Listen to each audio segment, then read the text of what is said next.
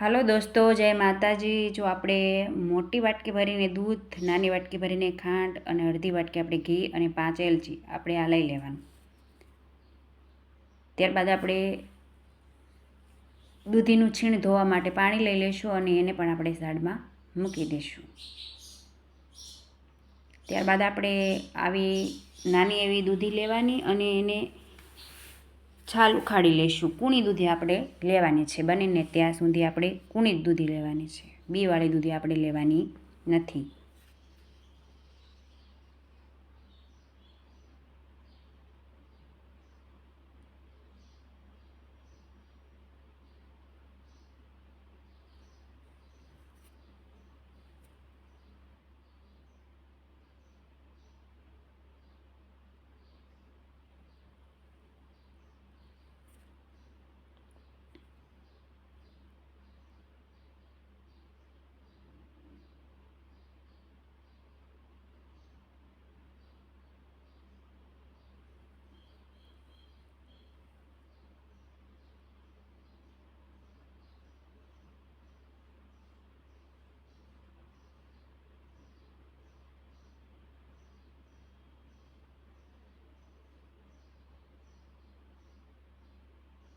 હવે છાલ ઉખાડી લીધી।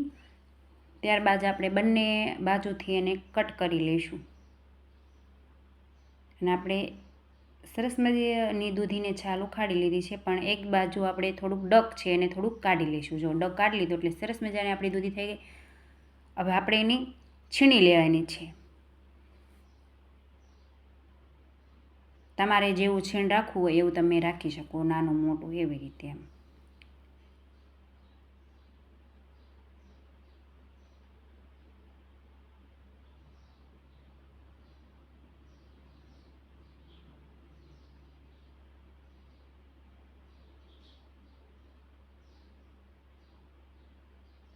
આવી રીતે આપણે એને છીણી લઈશું।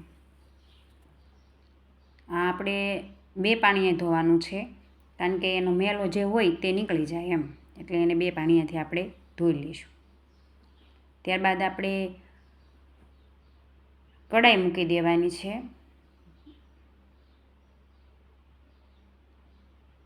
તેમાં આપણે જે અડધી વાટકી ભરીને ઘી લીધું હતું એ આપણે એમાં નાખી દઈશું।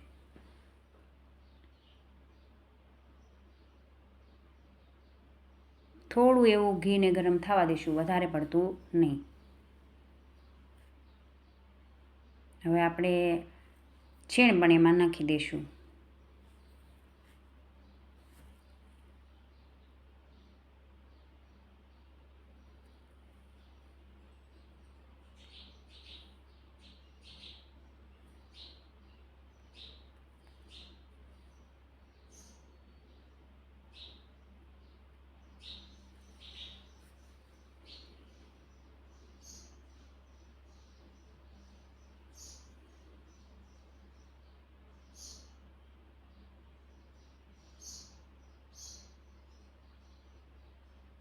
હવે આપણે સરસ મજાનું એને મિક્સ કરી લઈશું।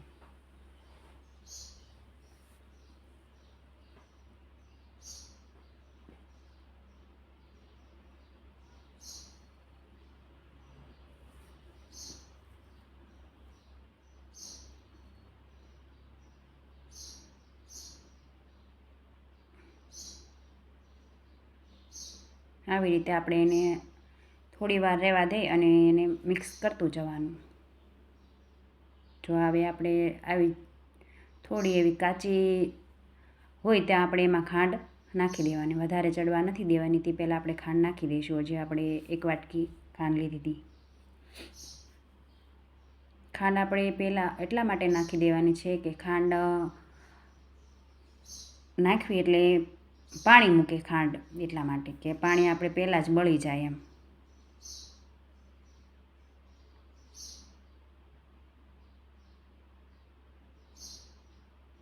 તમે જોઈ શકો, જેમ ખાંડ ઓગળે એમ પાણી મૂકતી જાય એમ। તો આ ખાંડ આપણે જે નાખી દીધી એનું પાણી જે છે આપણે પહેલાં જ એને બાળી દેવાનું છે, એટલે એનો ટેસ્ટ સરસ મજાનો આવે છે, વધારે પડતો સારો આવે છે। આપણે દૂધ નાખી અને પછી ખાંડ નાખવી તો એ બધું એમ વધારે પડતું પાણી હોય અને બાળતા પણ આપણે વાર લાગે એટલા માટે. અને નાની ચમચી ભરીને આપણે એમાં કલર નાખી દેવાનો છે, ગ્રીન કલર આપણે નાખવાનો એમાં.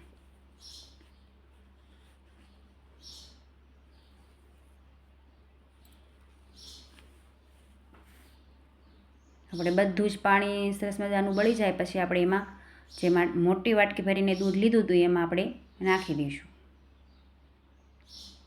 સરસ મજાનું દૂધ નાખી અને સરસ મજાનું મિક્સ કરી લેવાનું.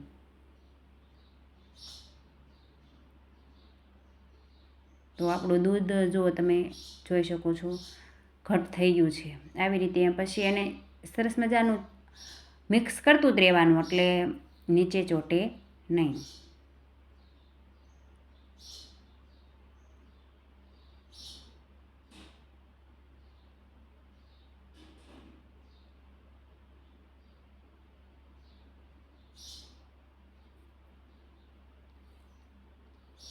તો આપણે દૂધ નાખ્યું તે એ બધું બળી ગયું છે અને સરસ મજાની કણી કણી થઈ ગઈ છે. માવાની જે કણી હોય એવી કણી આપણી દૂધની થઈ ગઈ છે.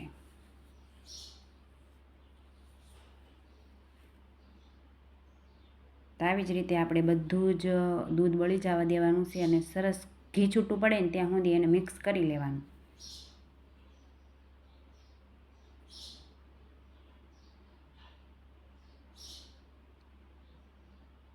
તમે જોઈ શકો છો સરસ મજાનું ઘી છૂટું પડી ગયું અને હવે આપણે એમાં એલચી નાખી દઈશું. એલચી નાખી અને આપણે હવે એને મિક્સ કરી લઈશું સરસ મજાનું.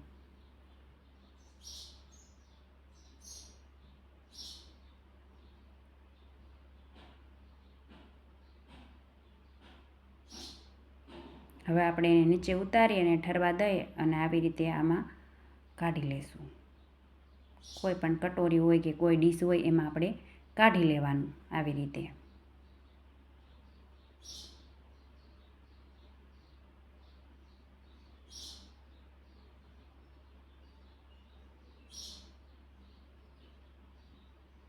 તો આપણો હલવો બનીને તૈયાર છે. હવે ઉપરથી આપણે એને ગાર્નિશિંગ કરી લઈશું.